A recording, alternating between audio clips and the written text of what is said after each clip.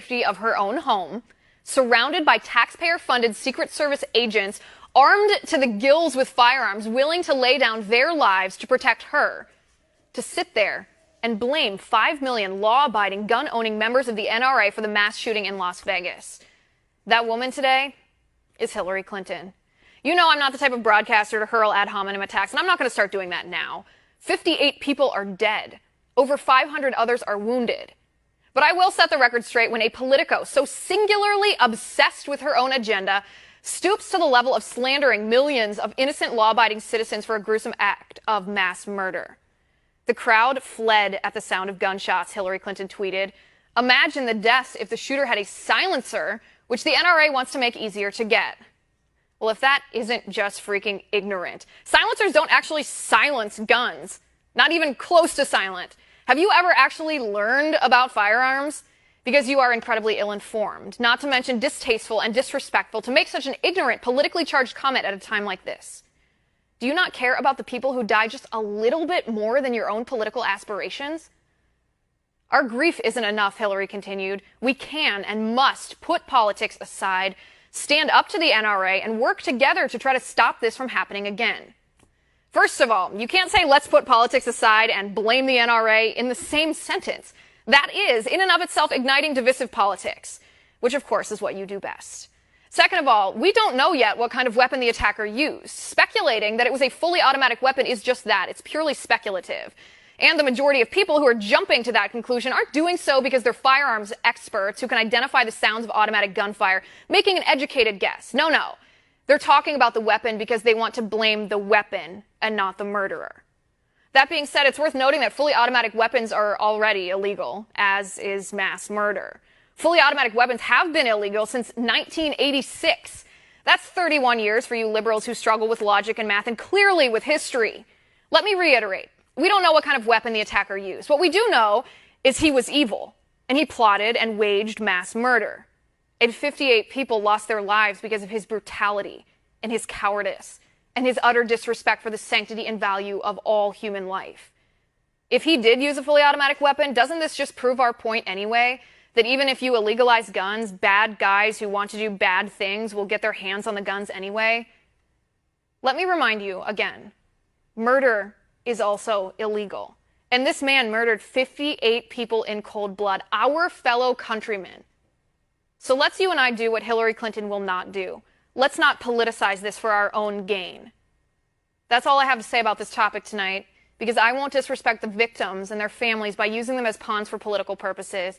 Instead, I invite you to pray with me for the victims who lost their lives, the families grieving the loss of their loved ones, the witnesses who escaped with their lives but who will never be the same, and for our nation.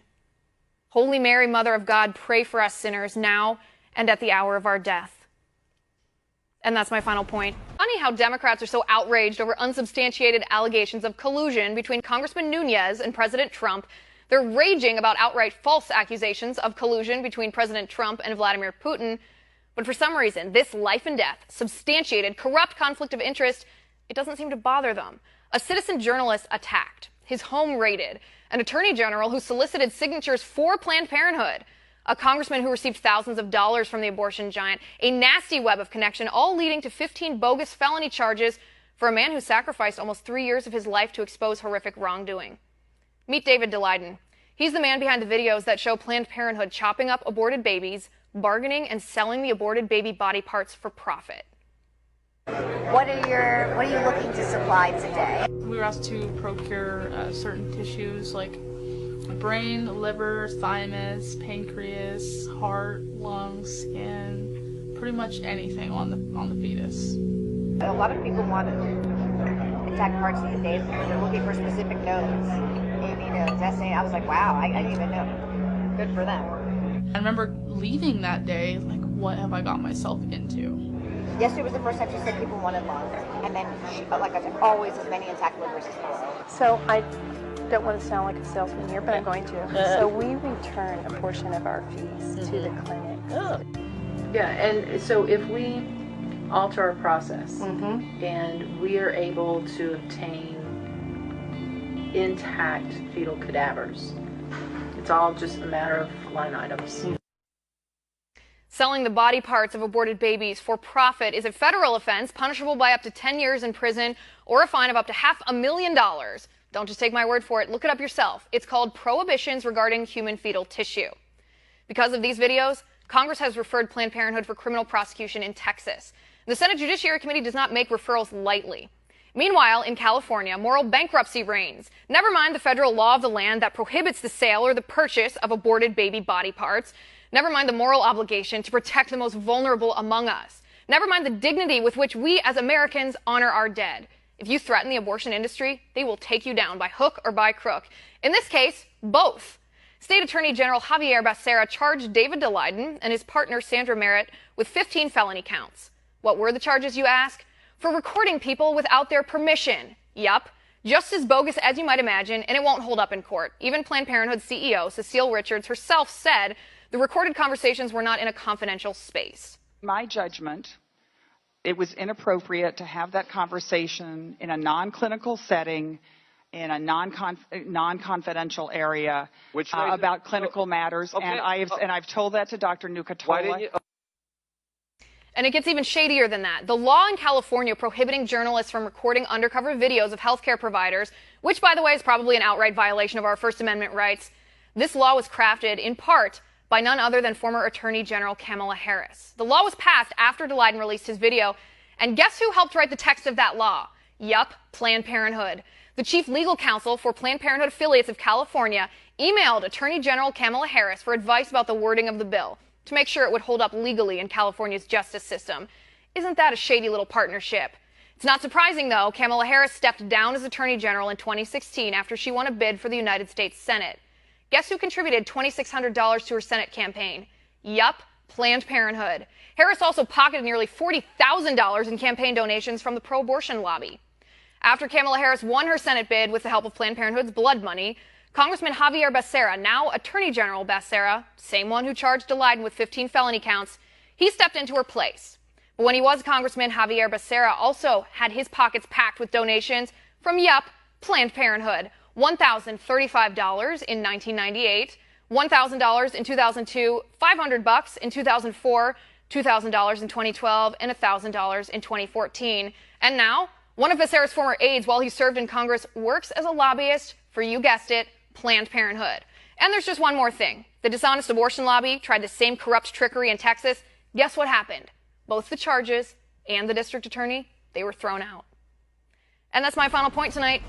What the mainstream media won't tell you about the Comey memo. The New York Times published a report yesterday that alleged President Trump told FBI Director James Comey to drop the investigation into former National Security Advisor Mike Flynn. The unnamed source told the New York Times that Comey wrote a memo about Trump's request.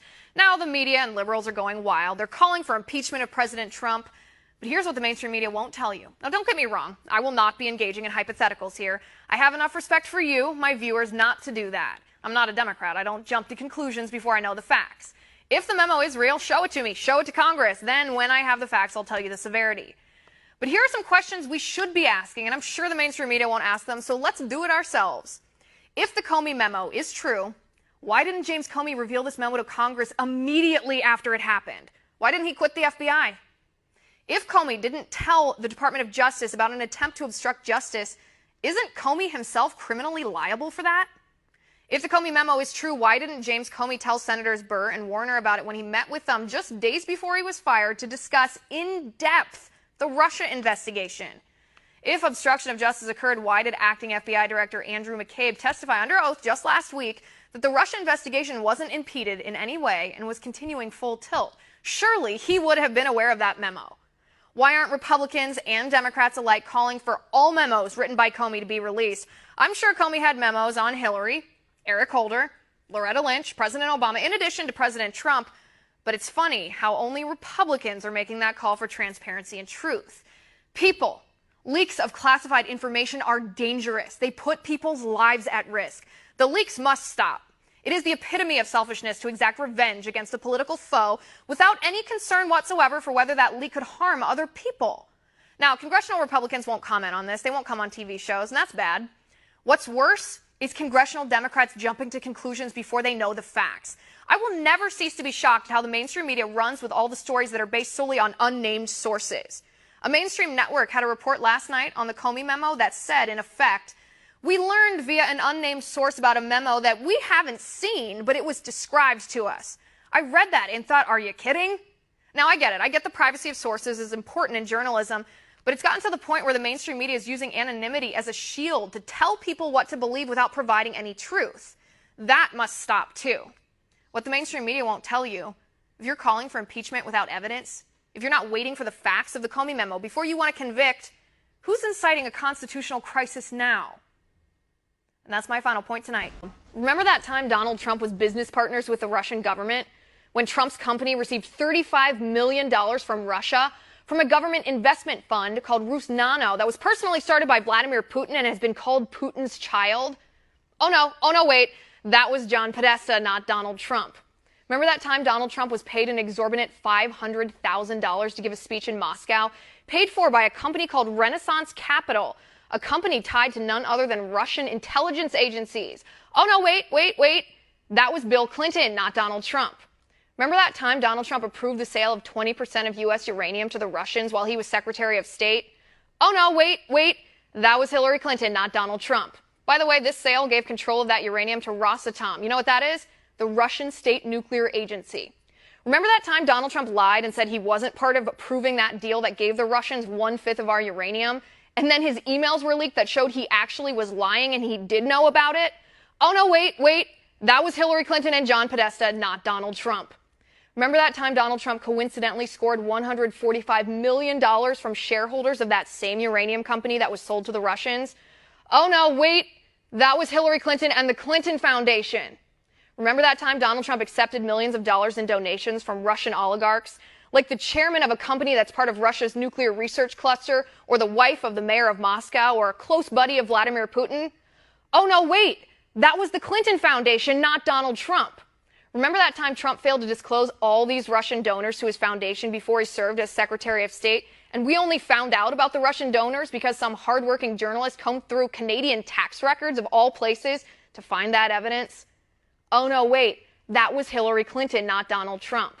Make no mistake, we have evidence of inappropriate dealings with Russia, but none of the evidence points to Donald Trump. It all points directly to John Podesta, Hillary Clinton, and the Clinton Foundation. Funny how the main